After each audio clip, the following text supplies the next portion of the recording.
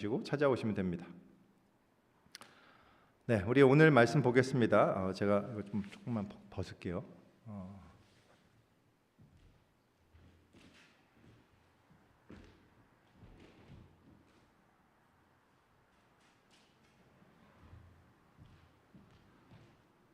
우리가 계속해서 창세기 살펴보고 있는데 오늘은 창세기를 잠깐만 쉬고 저희들이 요새 DT로 묵상하는 이사야서를 함께 살펴보기 원합니다.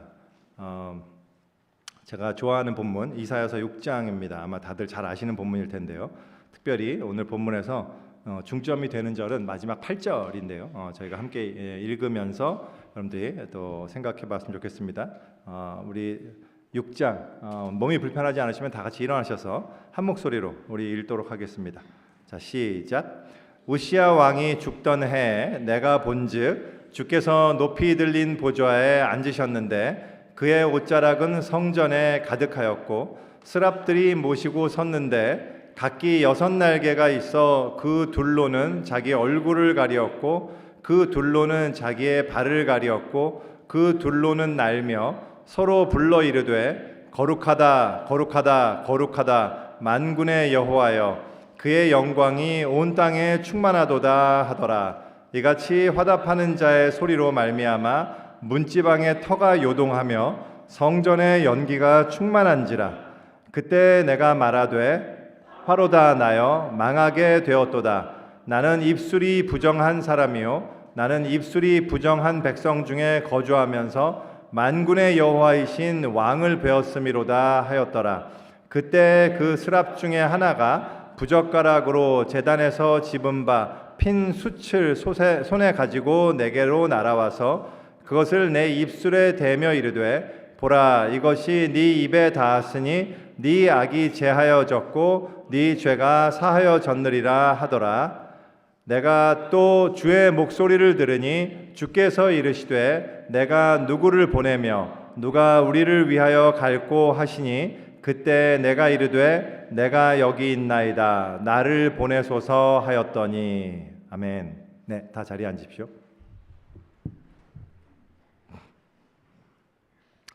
여러분들은 그 하나님의 속성, 하나님의 여러 속성들이 있거든요. 하나님의 속성 가운데 뭐가 가장 대표적인 속성이라고 생각하시나요?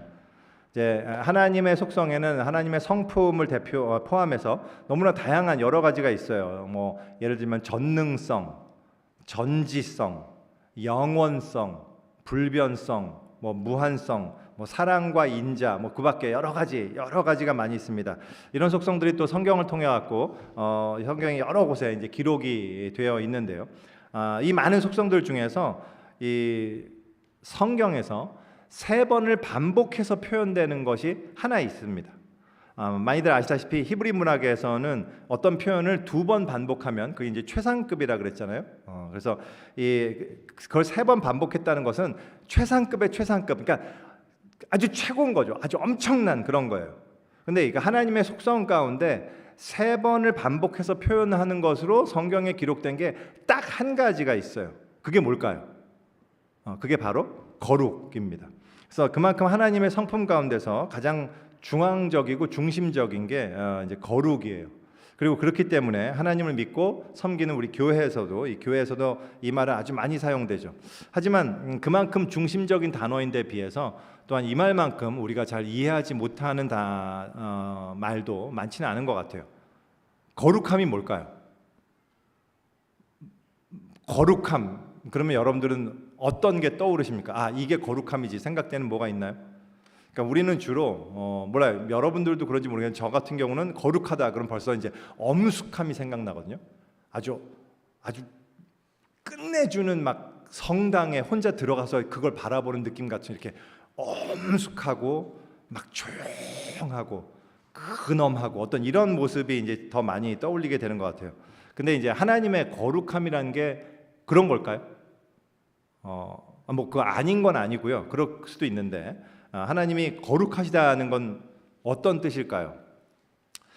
벌써 이제 여러분들이 거룩에 대해서 어떤 이렇게 이렇게 픽처를 가지고 있는지를 알 수 있는 바로 그 증거가 거룩 나오니까 벌써 여러분들 눈이 이렇게 잠겨요. 이렇게 힘들어. 벌써 이제 뭔가 건조해. 이렇게 막 발랄하다기보다는 굉장히 뭔가 이렇게 그쵸 이렇게 무겁죠. 뭐가 이렇게 어떤 그런 느낌이잖아요. 근데 하나님이 거룩하시다는 것은 어떤 걸까? 그리고 더 나아가서 성경에서는 하나님의 거룩하심을 닮아서 우리에게도 거룩을 요구하시거든요. 베드로전서의 사도 베드로는 이 레위기 11장 45절을 인용하면서 이렇게 말씀하세요. 기록하였으되 내가 거룩하니 너희도 거룩할지어다 하셨느니라. 여기서 나는 이제 하나님이시죠. 하나님께서 말씀하신 거예요. 내가 거룩하니 너희도 거룩하라. 그러니까 거룩하신 하나님의 백성 우리들 역시 거룩해야 돼요. 그렇다면 우리들이 거룩한 삶을 산다. 이건 도대체 어떤 모습일까? 여러분 거룩한 삶을 살고 계십니까? 뭐가 어떻게 하면 거룩한 삶을 사는 거죠? 이 질문 역시 이렇게 쉽지 않은 질문이에요. 근데 오늘 우리가 이 질문들에 대해서 간단하게라도 답을 좀 찾아보는 시간을 가져보려고 합니다. 거룩에 대해서 생각할 때 가장 대표적인 본문이 있습니다. 바로 이제 이사야서 6장에 우리가 오늘 읽은 본문이고 아주 유명한 본문이죠. 이제 지난달부터 우리가 이사야서 묵상을 DT로 들어갔는데 지난주에도 말씀드렸지만 여러분 DT 꼭 하시죠. 매일 성경 매일마다 그 시간을 길게 내지 않으셔도 나는 너무 긴 시간은 못 낸다 하시더라도 15분 이상 내셔서 꼭 본문을 묵상하시고 나에게 주신 하나님의 말씀을 듣고 그런 걸 적어보시고 하는 시간을 꼭 가지십시오. 여러분들 이건 굉장히 중요해요. 아시겠죠? 여러분들의 표정이 굉장히 적대적이에요 저에게. 근데 이거 좀 이렇게 밝은 표정으로 저를 바라봐 주셨으면 좋겠고 그렇게 하셔야 돼요. 여러분 꼭 이 말씀을 매일마다 우리가 하셔야 됩니다. 근데 어쨌든 이사야서를 우리가 묵상하고 있는데요. 이 성경에서도요. 이사야서는 하나님의 속성 중에서 거룩하심을 가장 강조하는 책이라고 제가 지난번 이제 그 수요 예배 때 한번 설명드린 적이 있어요. 그래서 하나님을 이스라엘의 거룩한 자라고 카도시 이스라엘이라는 표현을 쓰거든요. 카도시 이스라엘이라는 표현이 성경 전체에 34번이 등장하는데요. 그 중에 9번이 다른 책들에 등장하고요. 딱 이사야서 한 장에만 25번 등장합니다. 그만큼 이사야서는 이 거룩하신 하나님에 대해서 굉장히 강조하고 있는 책이란 말이죠. 그래서 사실 그래서 아까 전에 말씀드렸던 거룩하다라는 하나님의 속성을 3번 반복하는 표현이 바로 오늘 본문에 우리가 읽었을 때 등장하잖아요. 하나님을 가장 가까이서 모시고 있는 스랍들이 외치는 소리가 거룩하다, 거룩하다, 거룩하다, holy, holy, holy. 이건 이제 나중에 계시록에도 동일하게 등장하거든요. 그만큼 이 본문은 거룩이 무엇인지를 살펴보는데 아주 중요하고 유명한 본문입니다. 그래서 오늘 지금까지 이 본문을 사실은 우리가 여러 번 좀 살펴봐 왔어요. 예전에 제가 이제 강해 설교의 형식으로 본문이 담고 있는 레슨들을 하나하나 살펴본 적도 있어요. 우리 제각 전도사님이 전한 적도 있고요. 예컨대 이제 우시야 왕이 죽던 해 이렇게 시작되는데 우시야 왕이 죽던 해에 이사야가 봤다는 게 어떤 의미일까라든지 아니면 스랍들이 6 날개가 있는데 그 중에 둘로는 눈을 가리고 둘로는 발을 가리고 둘로만 날고 있다. 이게 도대체 무슨 의미가 있을까? 어떤 이런 것들도 우리가 내용에 다 한번 좀 다뤄보고 그랬었는데 오늘은 이제 그 내용을 다시 반복하려는 건 아니고요. 오늘은 본문을 참고해서 거룩함이란 무엇이며 내 삶의 거룩함은 어떻게 적용될 수 있을까? 그 부분만 내가 거룩하게 산다는 건 어떤 모습일까? 이것만 우리가 조금 같이 생각해 봤으면 좋겠습니다. 내용은 제가 내용을 간단하게 설명드릴게요. 이제 우시야라는 왕이 있었습니다. 근데 그가 죽었어요. 근데 그 해에 이사야가 성전에서 예배를 드리고 있었던 때였을 것 같아요. 그곳에 계신 하나님을 봤어요. 네, 거룩한 보좌에 이 높이 들린 보좌에 앉으셨는데 그 옷자락이 성전에 가득한 겁니다.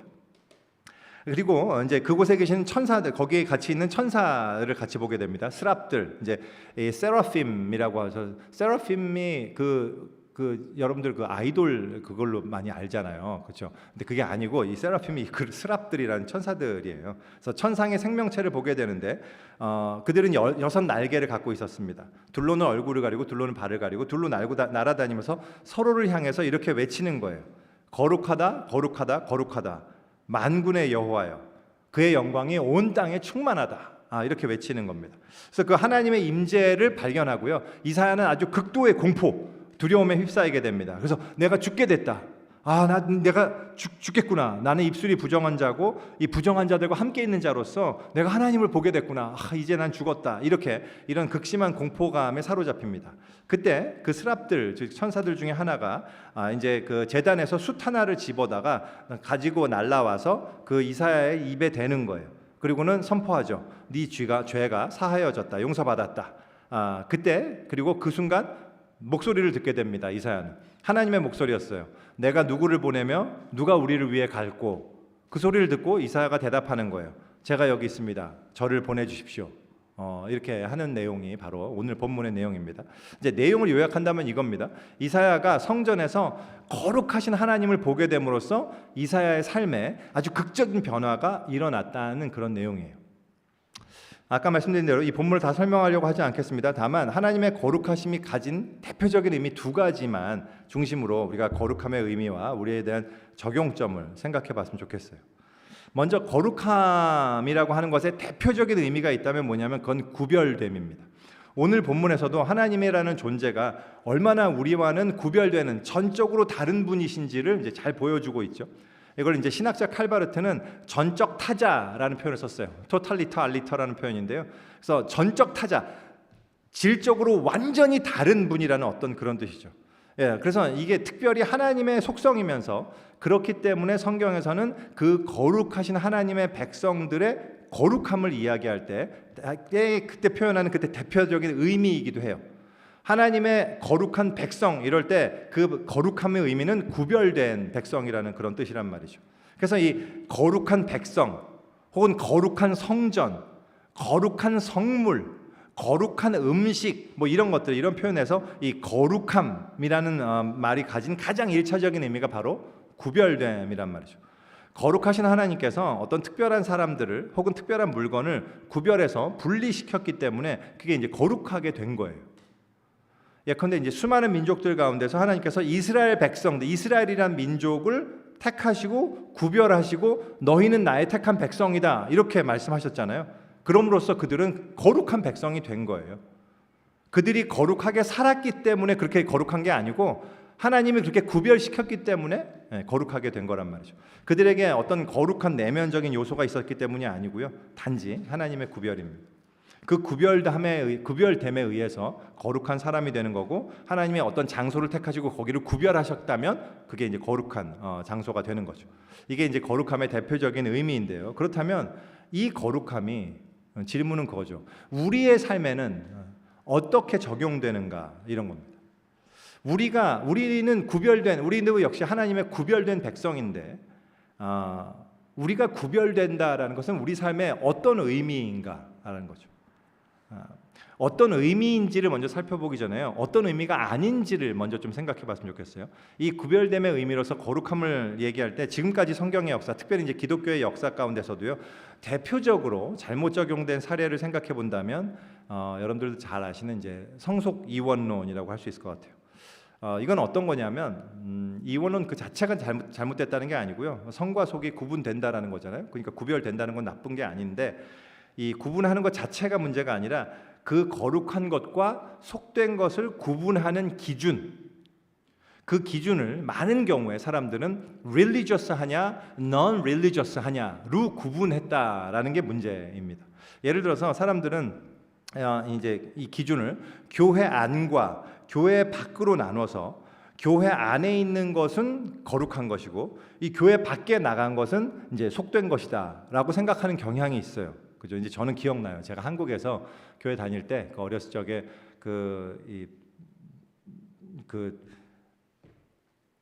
여러분들도 아마 어렸을 적이라든지 예전에 교회를 다니면 다 알겠지만 제가 그 당시에 성경을 보면서도 제가 어린 나이인데도 굉장히 의아하게 생각했던 게 뭐냐면요. 이 목사님이 말씀을 선포하는 강대상이 높았어요. 그리고 높고 거기 이렇게 계단으로 올라가야 되는데 혹은 두세 단으로 올라가야 되는데 그 위에는 그 신발을 신으면 절대 안 됐습니다. 신발을 꼭 벗고 올라가야 됐어요. 왜냐하면 거기는 거룩한 곳이기 때문에 하나님이 네 신발을 벗으라라고 했다는 어떤 그런 의미에서 그래서 목사님들도 다 신발을 벗고 올라가시고 그리고 또 그런 얘기도 듣곤 했죠. 우리가 어렸을 적에 뭐 좀 싸우고 있으면 어른들이 야 나가서 싸워 나가. 싸우려면 나가서 싸워요. 그 신성한 교회 안에서 싸우고 있어. 뭐 이런 얘기를 하셨거든요. 그러니까는 이 교회는 신성한 곳, 거룩한 곳이고 싸우려면 저 나가서 이 세속적인 곳에서 싸워야 되는구나. 어떤 이런 생각을 한단 말이죠. 그래서 이 교회라는 건물 안은 거룩한 곳이고 저 밖에 이는 세속적이고 약간 불결한 장소라는 그런 의미가 담겨 있는 거잖아요. 그래서 구별의 이 기준이 종교적이냐 아니냐, 교회적이냐 아니냐, 어떤 이런 것들로 인해서 우리가 그 거룩함을 이야기하기 시작했다는 말입니다. 제가 이거 아니구나. 제가 오래전에도 한번 그 말씀을 드린 적이 있었는데, 저는 이제 목사를 이제 성직자라고 부르는 게 좀 거부감이 있어요. 하여튼 이 성자가 들어가면 왠지 긴장돼요. 뭔가 부담스럽고. 여러분들은 어떻게 생각하시나요? 목사가 성직자인가요? 아닌가요? 여러분 생각을 묻고 이게 궁금해요. 여러분 목사는 성직자인가요? 아닌가요? 혹시 재호 목사는 목회를 성직이라고 생각하지 않는가 보다라는 어떤 불안감으로 저를 지켜보는 분도 계실 수 있을 것 같은데요. 오해하지 않으셨으면 좋겠습니다. 성직이죠. 목사 성직입니다. 그죠? 목회는 성직입니다. 목사는 성직자예요. 그죠? 저는 성직자입니다. 맞죠? 근데 제가 저를 성직자라고 부르는 이유는 제가 지금 하고 있는 그 일이 하나님께서 하나님의 목적을 위해서 저에게 주신 일이라고, 하나님이 그렇게 저를 부르셨다고 믿기 때문에 저는 제가 지금 하고 있는 일을 성직이라고 생각하는 거예요. 여기에 저는 하나도 이의가 없습니다. 맞아요. 저는 성직자입니다. 다만 이 성직자라는 표현에 제가 왜 좀 어떤 거시기함을 느끼냐 하면, 질문을 제가 바꿔볼게요. 그러면 여러분은 성직자입니까? 여러분은 어떠냔 말이죠. 여러분은 성직자예요? 여러분은 직장에서 일을 하거나 학교에서 공부하거나 가정에서 가사를 돌보고 있는 그 일들은 하나님이 안 계시다고 생각하는, 하나님 없는 세속적인 가치관에서 의해서 그렇게 살고 계십니까? 아니잖아요. 그렇죠? 우리는 거기도 하나님이 계시다고 믿잖아요. 그리고 하나님께서 여러분들을 그 일을 위해서 부르셨다고 믿기 때문에 여러분들은 그 일을 지금 하고 계시는 거잖아요. 그렇다면 그것도 성직이란 말이죠. 여러분이 성직자예요. 포인트는 이겁니다. 성직이냐 아니냐 하는 걸 구분하는 기준은 무슨 일을 하고 있느냐 하는 것으로 구분되는 게 아니고요. 누구를 위해서 그 일을 하고 있느냐로 구분된다는 것 말이죠. 오늘 말씀에 이렇게 말씀하십니다. 하나님이 말씀하셨어요. 내가 누구를 보내면 누가 우리를 위하여 갈고 하니 그때 내가 이르되 내가 여기 있나이다 나를 보내소서. 지금 이사야는요, 하나님의 거룩하신 하나님의 부르심을 받았어요. 그리고 부르심에 응답했습니다. 근데 이사야가 응답하는 이 응답에는요, 이사야가 무슨 일을 할 것인지에 대해서 없어요. 그 무슨 일이 없단 말입니다. 뭘 몰라요. 지금 뭐 때문에 지금 보내려고 하는지 하나도 모릅니다. 다만 중요한 게 딱 한 가지가 있어요. 누가 우리를 위하여 갈고 했을 때 손을 든 거예요. 지금 이사야의 포인트는 딱 하나입니다. 누구를 위하여 가느냐는 거예요. 내가 하나님을 위해서 그 일을 하고 싶다는 겁니다. 지금 거룩함이란 건 어떤 거냐면 무엇을 하느냐로 결정되는 게 아니라 누구를 위해서 하느냐로 결정된다는 말입니다. 이게 거룩인 거예요. 무슨 일을 하든지 그것이 순전히 나를 위해서 일하고 있는 거라면 그건 성직이 아니에요. 그에 반해서 하나님을 위해서, 하나님의 영광을 위해서 그 부르심을 따라서 내게 맡겨진 일이기 때문에 내가 충성을 다하는 거다 그러면 그게 무슨 일이든지 그건 성직입니다. 그게 굉장히 거룩한 일인 거예요. 제가 아까 전에 제가 성직자라고 말씀을 드렸는데 제가 목회를 하잖아요. 네, 가정해 보시죠. 제가 목회를 굉장히 열심히 해요. 가정이에요, 가정. 그러니까는 뭐 불쾌하게 생각지 마시고 만약에 굉장히 열심히 해요. 제가 막 설교도 열심히 준비하고 막 성경 공부하고 밤새 가면서 기도하고 막 신방하고 막 선교하고 봉사하고 막 그러니까 24시간 막 돌려가면서 막 열심히 제가 그냥 막 하루 종일 막 목회하고 막 사람들하고 막 한다면 성도들이 막 너무 존경해요. 그래서 막 와, 정재호 목사는 진짜 성직자다 막 이러면서 막 그런다고 막 가정해 보세요. 근데 제가 만약에 그렇게 목회를 하고 있는데 제가 그렇게 열심히 목회하면서 제가 가지고 있는 생각은 뭐냐면 하나님이 계시든 안 계시든 그런 게 저는 하나도 안 중요하고, 궁극적으로는 이 교회를 내가 이 메가처치로 키워서 내가 큰 교회의 목사가 돼서 사람들로부터 성공했다라는 평가를 받고 싶다. 저 인생은 굉장히 성공한 목회자구나. 그래도 뭐 이렇게 왜 그 옛날에 그 시카고 윌로우 크릭 처치의 그 빌 하이버스 목사님은요, 여러분들 그 하버드 MBA 스쿨 가면은 하버드 비즈니스 그 스쿨 거기에 그 케이스 스터디가 있거든요. 그 HBS의 케이스 스터디가 굉장히 유명해요. 거기에 어떤 사람으로 올라가잖아요. 그 사람은 진짜 성공한 사람이거든요. 빌 하이버스 목사님이 올라갔다고. 그래서 막 그걸 공부해요. MBA 그 스튜던트들이 막 그걸 막 열심히 공부하고, 그 정도는 해야지 목회를 하려면. 뭐 이런, 제가 만약에 그 생각을 가지고 막 큰 교회의 목사를 반드시 내가 성공하리라, 목회에서 성공하리라, 막 이런 목적으로 오직 그런 관심, 그리고 그럼으로써 나의 노후를 정말 편안하고 안정적으로 할 수 있도록 내가 기반을 마련하는 것으로 나는 목회를 해야 된다라는 생각, 바로 그 관심으로 내가 목회를 하고 있다고 가정해 보세요. 그러면 저는 성직자일까요? 아니에요. 성직자 아니라고.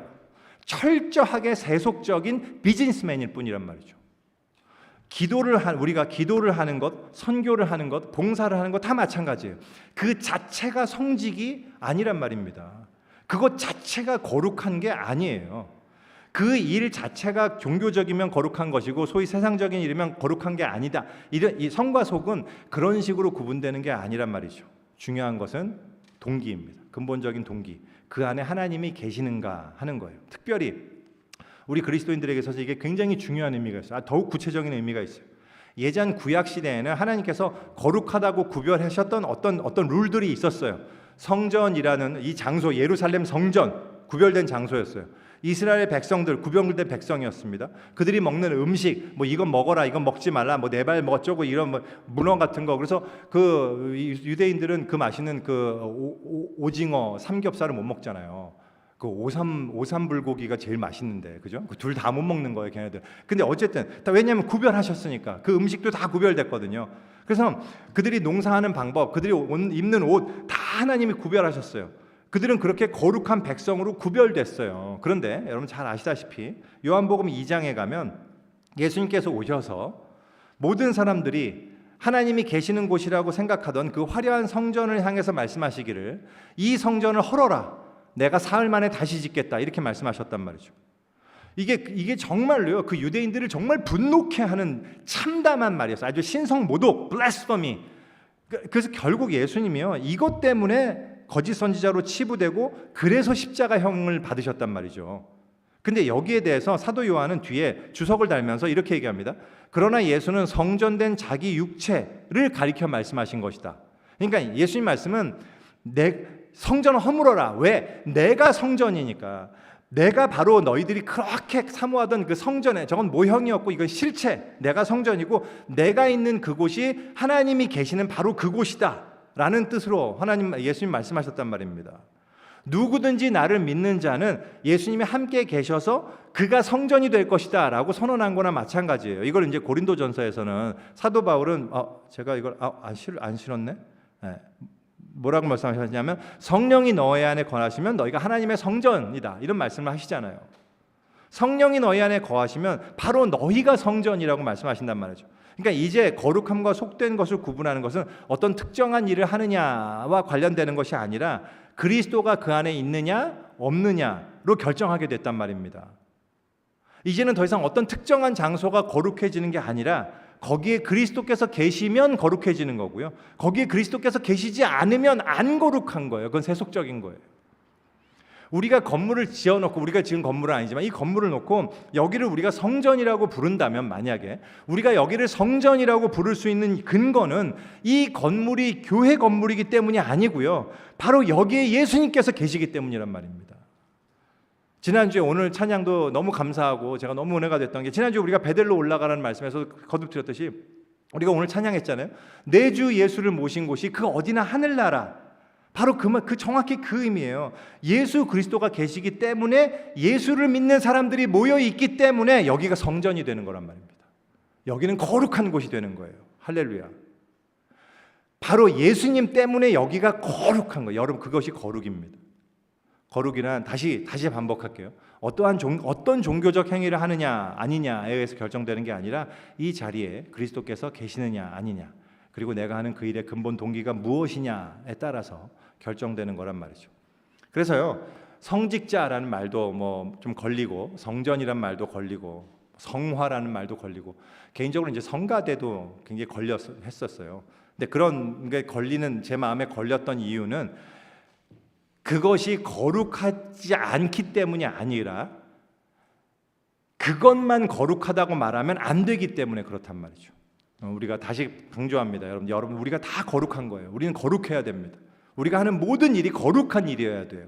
우리가 살아가는 모든 일이, 여러분의 처하는 모든 장소와 모든 시간이 주님과 동행하는 곳이어야 됩니다. 우리 주와 동행하니 그 어디나 하늘나라. 우리가 찬양한 거 정말 바로 우리가 거기는 모두 거룩한 거예요. 바로 그게 거룩이에요. 거기가 구별된 곳이고 거기가 바로 성전입니다. 그래서 여러분들 그런 생각을 하셨으면 좋겠어요. 주일뿐 아니라 주중에 하는 모든 일들이 때로는 여러분들에게 너무 답답하고, 어떨 때는 굉장히 따분한 일상의 반복인 것 같고, 내가 막 내가 똥기저귀 치우면서 내가 언제까지 이 일을 해야 되나 뭐 이렇게 생각하시는 분들도 계시잖아요. 그죠? 힘들죠. 근데 여러분들이 정말 그것이 성직이라는 걸 잊지 마십시오. 그것을 성직이라는 것을 여러분이 꼭 기억하시고 그 자리에 예수님과 함께 그 일을 하시면 돼요. 물론 성직을 바꾸면 안 되는 건 아닙니다. 뭐 저도 지금 목사지만 저 언젠가 은퇴하게 될 것이고, 그러면 목사 말고 뭐 다른 거 하게 되겠죠. 바꿀 수 있죠. 중요한 것은 바꿀 수 있지만 그 일도 성직이어야 됩니다. 바뀌어진 그 일도 반드시 성직이어야 되고, 여러분들은 반드시 성직자여야 된단 말이죠. 내가 무슨 일을 얼마 동안 하는 것으로 주어졌든지 그것이 주님께서 나에게 맡기신 일이라면, 그 믿음이 있다면 주님이 맡기신 일을 주를 위해서 해나가는 것, 바로 그게 성직이고 거룩입니다. 거룩의 대표적인 의미 하나만 더 생각해 보죠. 하나님의 거룩함을 얘기할 때 거룩함의 또 다른 대표적인 의미가 있다면 그것은 바로 죄가 없는 겁니다. 그러니까 그런 면에서 거룩함과 가장 가까운 단어라면 순결함인 것 같아요. 그러니까 영어로는 purity입니다. purity. 이게 holy에 가장 가까운 게 pure예요. pure. 깨끗한, 전혀 아무런 죄가 없는 상태예요. 아무런 죄가 없는 상태이기 때문에 그 거룩함이 드러날 때는 죄에 있는 인간들이요, 그 앞에서 보이게 되는 반응은 두려움이에요. 공포. 우리 인간은요, 기본적으로 우리 실상을 잘 알지 못합니다. 우리가 이제 특히 현대에 올수록요, 우리 자신의 실상을 알기가 더 힘들어졌어요. 왜냐하면 우리가 거룩함에 대한 센스를 좀 상실했기 때문이에요. 이 세상이요, 굉장히 이기적으로 사는 것을 자유 혹은 자아실현으로 포장하면서 어떤 굉장히 오히려 막 인커리지 하거든요. 그런 삶을.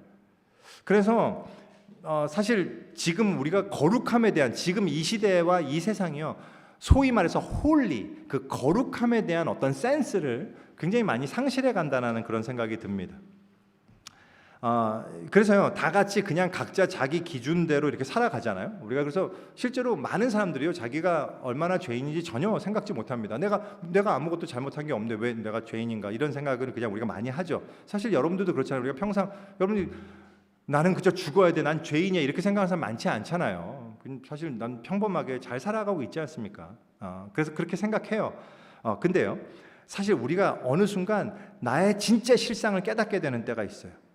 그게 많은 경우는 내가 하나님을 만나게 될 때라든지, 아니면 정말 어떤 순수한 어린아이로 인해서 이 순수한 어린아이의 마음과 다른 내 마음을 발견하게 될 때라든지, 좌우간, 중요한 거는 아주 퓨어한 그 배경에 내가 딱 들어갔을 때 그때 알게 되거든요. 내가 확 깨닫게 됩니다.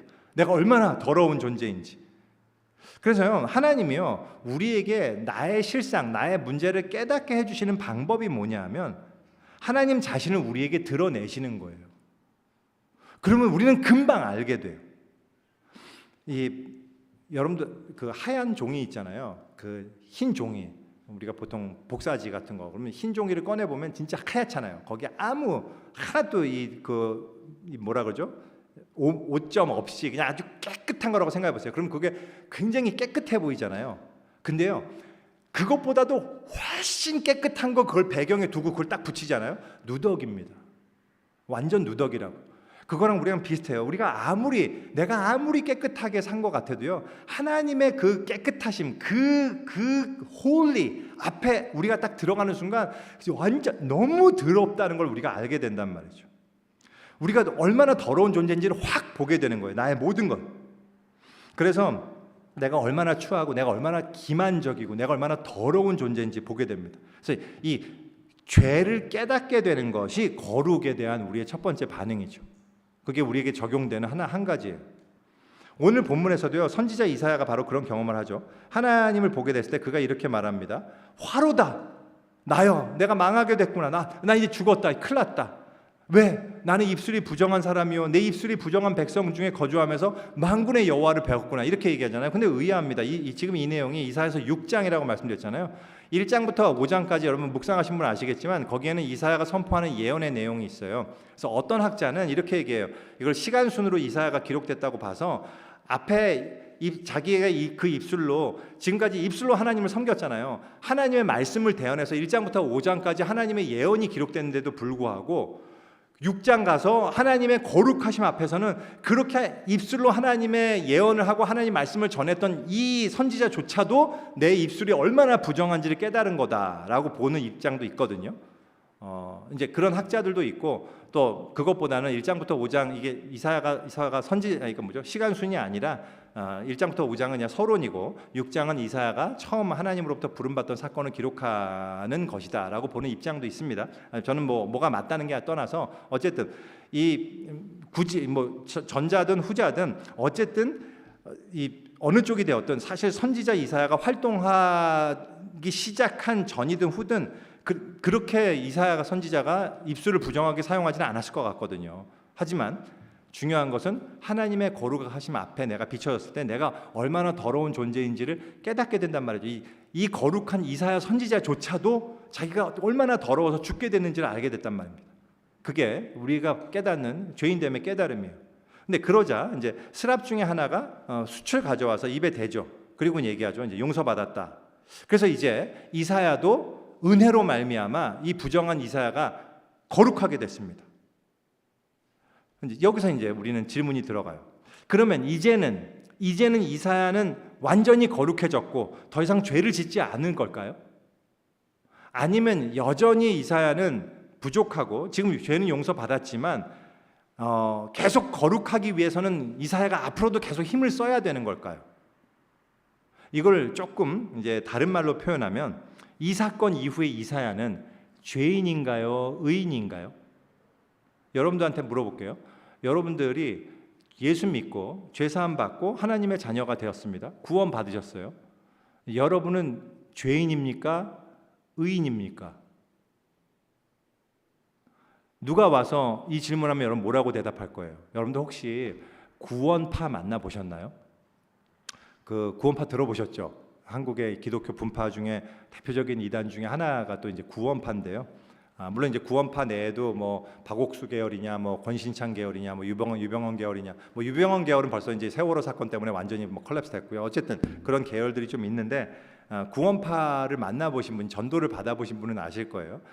그 예전에 구원파들이 전도할 때 가장 처음 묻는 대표적인 질문이 뭐냐면 당신은 죄인입니까? 라는 질문이었어요. 당신은 죄인입니까? 이 질문에 대해서 여러분들은 뭐라고 대답하실 거예요?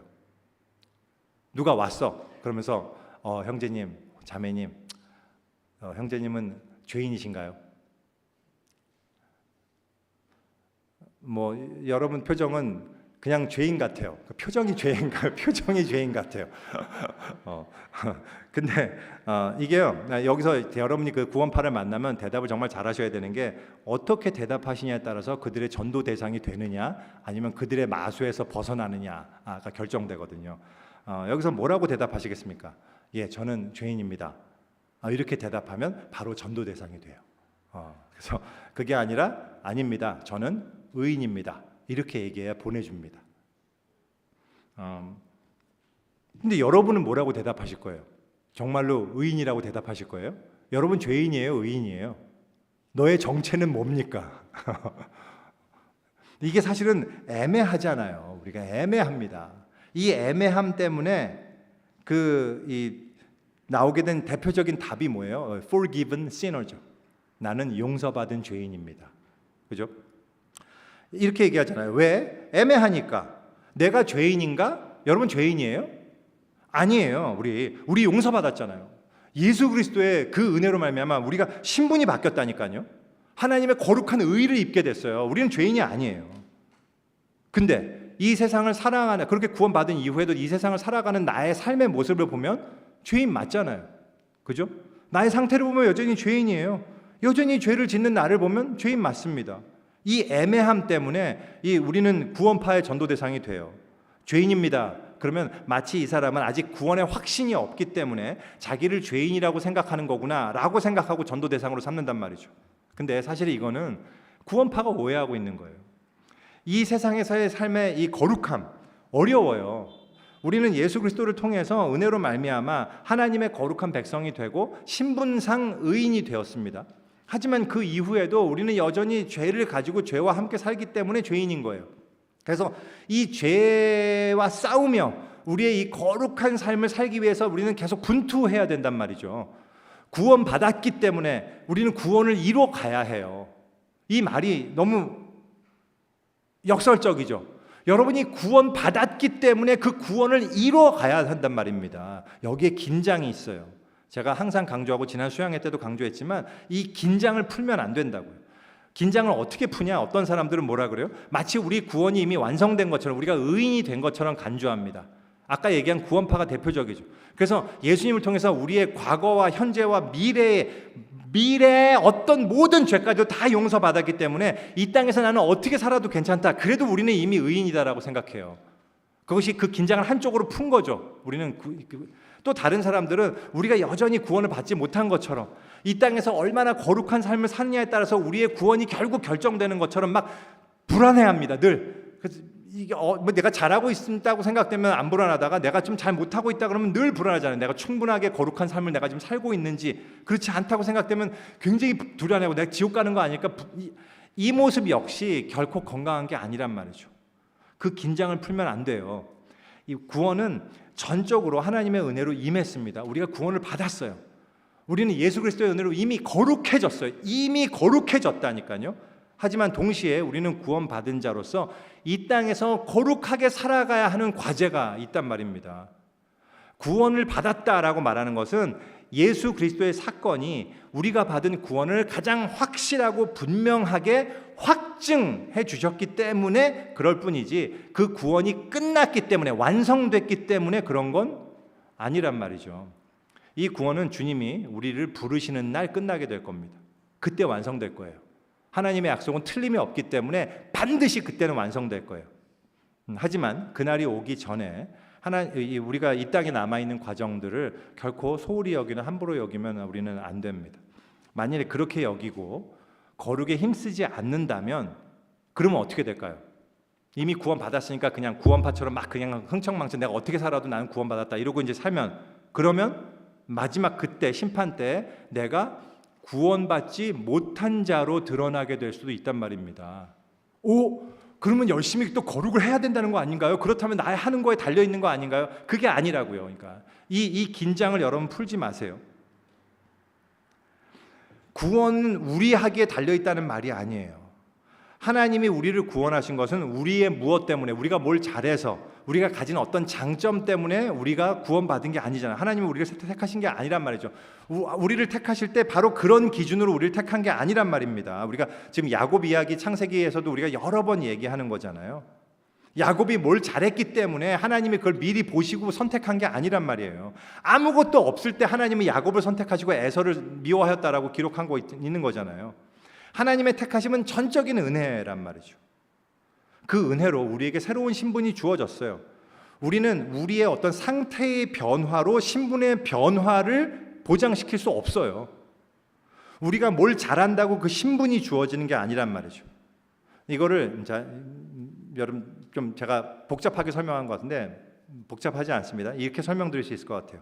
성경에서 구원을 비유로 설명하는 것 중에 제가 가장 좋아하는 비유 중에 하나가 이제 입양의 비유거든요. 여러분이 어답션을 한다고 가정해 보세요. 여러분이 어떤 남자애 하나, 뭐 남자 아니면 여자애도 괜찮습니다. 남자아기를 입양한다고 가정해 보죠. 갓 태어난 아기. 혹은 1살짜리 아기를 입양한다고 가정해 보세요. 어떤 아이를 선택해서 여러분이 입양했어요. 여러분은 이 아기의 어떤 조건이나 자격을 본 게 없어요, 지금. 그죠? 이 아기가 볼 수가 없죠. 이 아이가 미래가 어떻게 될지 내가 모르는데 어떻게 보겠어요? 이 아이가 미래에 나중에 미래에 이 아이가 내 말을 잘 듣고 내가 원하는 방향으로 가서 아주 훌륭한 그런 아들이 될 거면 나는 지금 이 아이를 입양하겠다. 이렇게 선택한 게 아니잖아요. 모릅니다. 우리는 몰라요. 이 아이가 어떻게 되는지 모르는데 여러분이 선택했단 말이에요. 그냥 선택해서 입양을 해서 여러분의 아들로 삼았습니다. 내 아들로 삼았어요. 그 아들이 이제 내 아들로 입양이 돼서 성장하면서 말썽을 피우거나 말을 듣지 않거나 아니면 내가 원하는 대로 사지 않는다 하더라도 그 상태가 그의 신분을 바꾸지 않아요. 바꾸지 못해요. 그죠?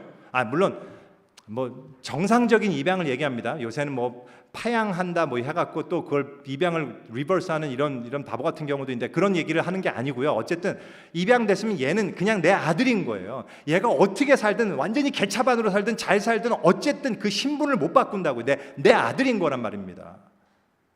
그래서요, 뭘 어떻게 한다고 신분이 달라지지 않아요. 물론 그 아기가 선하고 건강하고 훌륭하게 자라는 것, 그 부모의 자랑이 되는 그런 아이가 되기를 바라는 마음으로 저는 키울 거예요. 그죠? 내가 그렇게 키우잖아요. 하지만 그 말이 그렇게 한다고 해서 그렇게 크는 한 너는 내 아들이고 그렇게 크지 않는다면 넌 내 아들이 아니야 라고 얘기하는 게 아니란 말이잖아요. 그렇게 살든 안 살든 얘는 내 아이입니다. 내 아들이에요. 다시 그 아이가 어떻게 살 것인가 하는 것이 저와 그 아이의 관계를 결정하는데 아무런 영향을 주지 않는단 말입니다. 다시 말해서 상태의 변화가 신분의 변화를 보장하지 않는단 말이에요. 근데 중요한 것은 뭐냐면 신분의 변화는 그 상태의 변화를 가능케 합니다.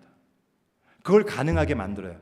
여러분 입양한 그 아들은 여러분들과 같이 살면서 여러분들을 보면서 여러분들이 어떻게 사는가, 어떤 가치관에 따라 사는가, 이 가족들과 함께 그 가족의 일원으로서 그 분위기 안에서 자라나면서 여러분의 가치관과 인생관과 세계관 안에 그걸 배워가면서 그 안에서 가족의 일원으로 성장하는 것이 지극히 당연하잖아요. 그죠?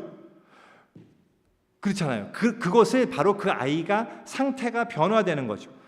신분의 변화가 결국은 그 아이가 입양이 돼서 우리 가정으로 들어와서 내 아들이 됐기 때문에 그 신분의 변화 때문에 그 아이는 내 가족의 일원으로 변화되는 과정을 지극히 당연하게 갖게 된단 말입니다.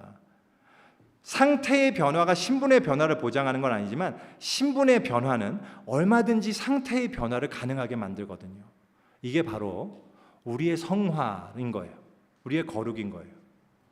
우리는 하나님의 은혜로 거룩해졌어요. 무조건 그 은혜로 우리가 하나님의 자녀가 됐습니다. 그렇게 하나님의 자녀가 된 자들은 하나님의 자녀가 됐기 때문에 거룩한 하나님의 백성이 됐기 때문에 우리 안에 거룩에 대한 부담이 생기는 겁니다. 구원받았기 때문에요. 구원받은 사람은 구원받은 사람답게 내가 살고 싶다라는 그 열망, 그 소망을 가지게 되는 거란 말이죠. 그래서 이 신분의 변화 때문에 우리는 스스로 구별된 삶을 살기 원하게 되는 거예요. 그게 바로 거룩인 거예요. 아까 우리가 구별됨에 대해서 생각해 봤는데요. 아까 얘기한 것처럼 우리가 이제는 어떤 종교적인 기준에 따라서 성과 속을 구분하지는 않는단 말이죠. 교회는 거룩하고 교회 밖은 속되다든지 그렇게 나누지 않는다 그랬잖아요.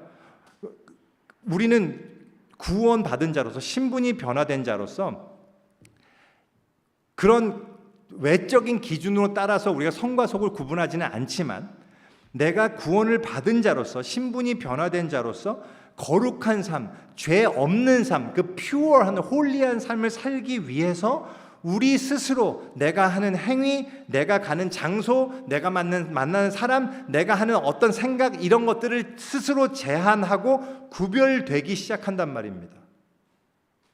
그래서 우리는 가지 말아야 할 곳이 생기고 하지 말아야 할 일이 생기고 하지 말아야 할 생각이 생기고 하지 말아야 할 행동이 생기는 거죠. 내가 무언가를 특별히 하는 어떤 시간이 생기는 거예요.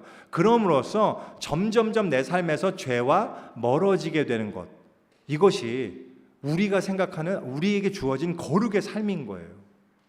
우리가 기도 열심히 한다고 거룩해지는 게 아니에요. 기도에 어떤 거룩의 효력이 있어서 막 기도를 많이 하면 거룩해지는 게 아니란 말이죠. 하지만 내가 구원받고 그리스도인으로서 하나님의 자녀로 살아가기 위해서는 우리는 기도의 시간을 따로 구별하고 기도합니다. 그럼으로써 우리가 더욱 거룩한 자로 변화되어 간단 말이죠. 우리가 예배한다고 거룩해지는 게 아니에요. 우리가 이 자리에 모였는데 여러분들 여기 오셔서 모여서 예배하잖아요. 왜 오셨어요? 여기서 우리가 이렇게 모여서 예배한다고 해갖고 그 예배의 어떤 신비한 능력으로 우리가 거룩해지는 게 아니란 말입니다. 하지만 우리가 여기 있는 이유는 우리가 구원받은 성도로서 거룩한 하나님의 백성으로 살기 위해서 우리가 내 시간을 분리한 거예요. 주일에 이 시간을 분리해서 내가 하나님을 예배하는 거잖아요. 그렇게 예배함으로써 우리는 더욱더 거룩한 자로 변화되어 간단 말이죠. 이게 거룩이에요. 그래서요, 아까도 말씀드렸듯이 참 역설적인 표현이지만 우리는 이미 거룩하기 때문에 반드시 거룩해져야 되는 거예요. 바로 이게 거룩의 긴장이고 우리에게 주어진 거룩의 모습입니다. 우리가 거룩한 백성이기 때문에 우리는 거룩하게 힘써야 돼요. 거룩하게 살아야 돼요. 이 거룩은 구원받은 자들에게 주어진 귀한 의무고 거룩한 부담이라는 사실을 잊지 않았으면 좋겠습니다. 그리고 이런 점에서 볼 때 우리가 꼭 기억해야 되는 우리의 거룩, 즉 순결, 그 퓨리티라면 다른 어떤 것보다도 우리의 소망의 순결함이라고 생각해요. 다시 아까 전에 그 8절 보죠. 내가 또 주의 목소리를 들으니 주께서 이르시되 내가 누구를 보내며 누가 우리를 위하여 갈고 하시니 그때 내가 이르되 내가 여기 있나이다 나를 보내소서 하였더라. 여기에는 선지자 이사야의 소망이 들어있어요. 주님을 위해서 주님이 원하는 일을 하고 싶다라는 열망인 거죠. 거룩이란 무엇을 했는가 하지 않았는가에 대한 문제, 어떤 이걸 했느냐 하지 않았느냐 하는 문제로 결정되는 게 아니라 그랬잖아요. 다만 저는 우리가 놓치지 않아야 되는 거 하나는 뭐냐면요, 나의 내면의 소망에 관한 거라고 생각합니다. 우리는 자꾸 넘어져요. 거룩의 삶을 힘쓰다가도 자꾸 또 넘어졌다. 내가 또 내가 죄를 졌구나. 저 사람하고 만나면서 내가 또 악한 마음을 품었구나. 내가 길 가다가 이 운전하는 중에 또 버벅거리면서 가는 차에 대고 내가 뒤통수에 대고 또 내가 심한 말을 했구나. 이런 걸 내가 발견할 때요, 우리는 좌절하죠. 나는 왜 아직도 이 모양일까? 나는 왜 안 될까? 근데 아무리 좌절해도요, 그런 가운데서도 다시 내가 회개해서 주님, 제가 다시 주님을 위해서 하고 싶어요. 내가 왜 회개를 하게 되냐면요, 우리 안에 있는 그 소망이 퓨어하기 때문에 그래요. 그 소망은 뭐냐? 내가 하나님을 위해서 살고 싶다는 소망인 거예요. 내가 정말 주님을 위해 살고 싶습니다. 퓨어하게 정말 그 소망만큼 진실됩니다. 이것이 진짜 중요한 거룩이라고 생각돼요. 실제로 내가 얼마나 깨끗한 삶을 살았냐, 그것도 결국 나중엔 중요하게 되겠지만 더 중요한 것은 그러한 정말 거룩한 삶을 살고 싶은 마음, 그런 삶을 살고 싶다는 고백, 그것이 우리에게 정말 중요한 거룩함이라고 생각합니다. 우리들 안에 그 소망이 꼭 있기를 간절히 바랍니다. 오늘 우리는요, 거룩함의 의미와 적용에 대해서 두 가지를 생각해 봤어요. 그래서 하나는 구별됨이었습니다. 우리가 무엇을 하느냐가 아니라 누구를 위해서 하는가, 그래서 누구와 함께 하는가. 그래서 성속 이원론이 어떠한 의미에서 성속 이원론이어야 되는가, 성직자에 관한 얘기를 했던 게 첫 번째 말씀이었고요. 그래서 예수를 위해서 예수와 함께 하는 모든 것이 성직이고 거룩한 삶이다라는 말씀을 드렸고요. 두 번째, 순결, 죄가 없는 것의 의미로서의 거룩함에 대해서 우리가 생각해 볼 때 첫 번째는 우리는 죄를 깨닫는 것, 죄인임을 알게 되는 것이고요. 은혜로 구원을 받고 난 다음에 우리는 정말 죄 없는 삶을 추구해 나가는 것이라고 그랬죠. 하지만 중요한 것은 상태의 변화가 신분의 변화를 보장하는 게 아니라 신분이 변화됐기 때문에 우리는 상태의 변화를 기대하는 거라고 말씀을 드렸습니다. 그래서 우리가 거룩하기 때문에 거룩해져야 한다는 얘기를 했고요. 근데 여기서 이 거룩이란 것은 다른 어떤 것보다도 하나님을 사랑하는, 하나님을 원하고 하나님의 뜻대로 살고 싶어하는 그 소망의 거룩함, 그 순결, 그거를 우리가 잊지 않아야 된다는 말씀을 드렸어요. 그래서 이 두 가지를 정리하면서 이제 한 가지만 더 얘기하고 마치려고 합니다. 좀 길어져서 죄송해요. 선지자 이사야가 거룩하신 하나님을 만난 후에 그의 삶이 거룩하게 변화됩니다. 근데 어떻게 그렇게 됐냐? 아까 말씀드렸듯이 이사야는 자기가 죄인임을 발견하고 그 비통함과 이 참담함 가운데 자신의 부정함을 고백해요. 나는 입술이 부정한 자로다. 내가 죄인입니다. 라는 고백이죠. 그랬더니 스랍 중에 하나가 와갖고 부젓가락으로 이 핀 숯을 가지고 와서 이사야의 입에 대잖아요. 그리고 말하죠. 보라, 이것이 네 입에 닿았으니 네 악이 제하여졌고 네 죄가 사하여졌다. 이런 얘기잖아요. 근데 제가 질문하고 싶은 게 있어요. 이것이 선지자 이사야만의 아주 독특한 경험일까요? 아니에요. 우리도 역시 동일한 은혜를 입었습니다. 사도 요한이 그의 서신에서 이렇게 말합니다. 요한 1서 1장 8절입니다. 만일 우리가 죄가 없다고 말하면 스스로 속이고 또 진리가 우리 속에 있지 아니할 것이요 만일 우리가 우리 죄를 자백하면 그는 미쁘시고 의로우사 우리 죄를 사하시며 우리를 모든 불의에서 깨끗하게 하실 것이요. 첫 번째로 우리도 이사야와 똑같은 은혜를 받았어요. 뭐냐면 이사야가 자기의 죄인됨을 인정했을 때 그리고 고백했을 때 선사가 숯을 가지고 입에 댐으로써 용서받았듯이 우리들 역시 지금 여기에 어떤 죄에 있으신 분들 아무 상관없어요. 집에 지금 벽장 속에 시체가 있는 분도 괜찮아요. 그게 괜찮다는 게 아니라 여러분이 여러분의 죄를 용서받는 데는 괜찮단 말입니다. 여러분들이 그 죄를 인정하고 아니면 아주 사소한 거라도 여러분이 하나님의 거룩하신 앞에서 내가 죄인됨을 인정하고 고백했을 때 그 이사야가 수출되고 용서받았듯이 우리 역시 불의에서 깨끗하게 해주신다는 말입니다.